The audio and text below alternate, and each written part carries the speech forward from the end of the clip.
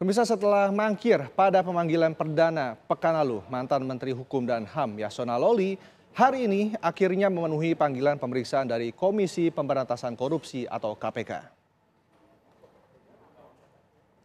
Ya, pemirsa, Yasona Lawli tiba di gedung KPK, yakni sekitar pukul 9.30 waktu Indonesia Barat.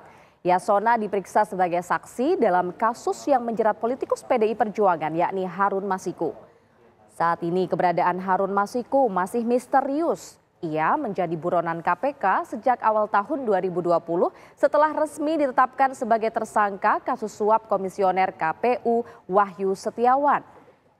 Pada 6 Desember 2024 lalu, KPK kembali menerbitkan surat daftar pencarian orang atau DPO yang memuat 4 foto terbaru dari Harun Masiku.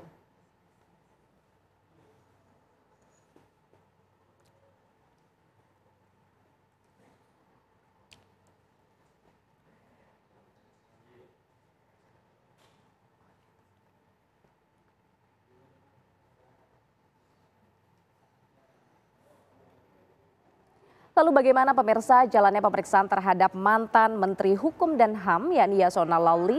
Kami akan mengajak Anda untuk bergabung dengan reporter TV One ada Rizka Salsabila yang saat ini berada di gedung KPK Jakarta. Rizka, bagaimana jalannya pemeriksaan terhadap Yasona Lawli hari ini? Ya, Fahada dan juga pemirsa, untuk pemeriksaan dari Yasona Lawli sendiri ini memang Yasona hadir sekitar pukul 9.50 waktu Indonesia Barat, yang mana Yasona sendiri langsung memasuki gedung KPK yang tanpa basa-basi dirinya hanya menyampaikan nanti, yang mana nanti setelah pemeriksaan itu berlanjut dirinya akan bersedia memberikan tanggapan ataupun keterangan setelah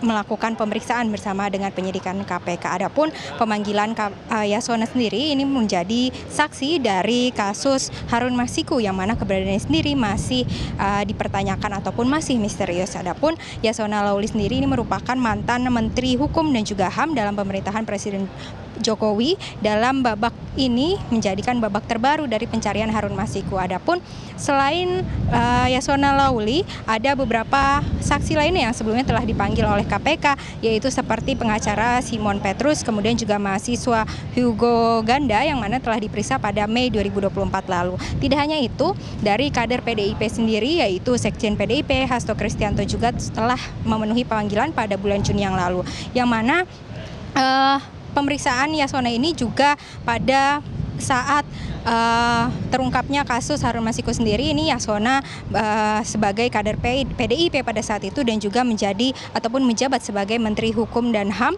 yang mana memiliki atau mengembang tugas yaitu bertanggung jawab terhadap perlintasan seseorang untuk keluar masuk Indonesia melalui Direktorat Jenderal Imigrasi, yang mana diketahui saat penetapan tersangka dari Harun Masiku sendiri ini diketahui berdasarkan awalnya diketahui pada kasus OTT KPK terhadap Wahyu Setiawan, yaitu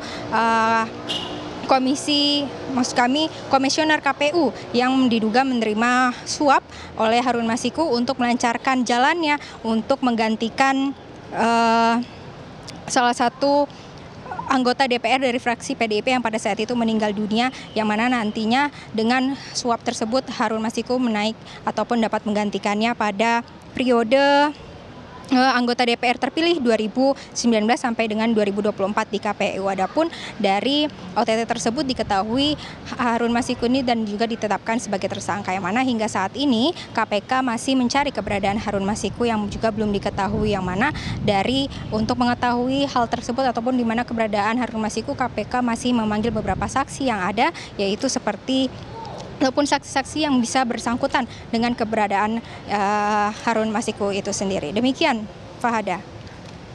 Baik, terima kasih Rizka Salsabila. Dan kami ingin menanyakan Rizka sebelumnya ini mengenai penggeledahan yang dilakukan oleh KPK di gedung Bank Indonesia. Ini seperti apa update-nya pada siang ini, Rizka?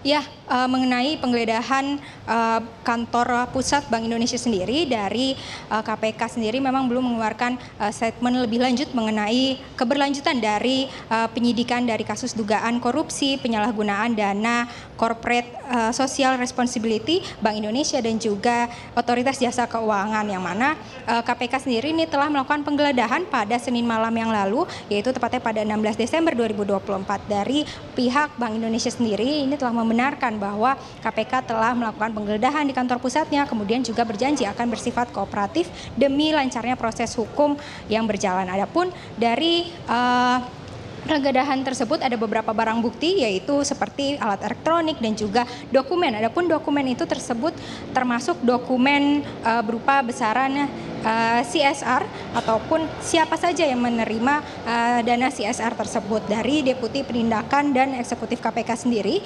Irjen Rudi Setiawan ini menyampaikan bahwa KPK akan mengkonfirmasi dan juga memverifikasi kepada pemilik dari dokumen ataupun orang yang bersangkutan dari barang bukti yang didapat oleh KPK. Tidak hanya itu, Rudi juga menyampaikan KPK ini tentunya membuka peluang untuk pemanggilan dari Gubernur Bank Indonesia, yaitu Peri Warjiono. Maksud kami Peri Warjio.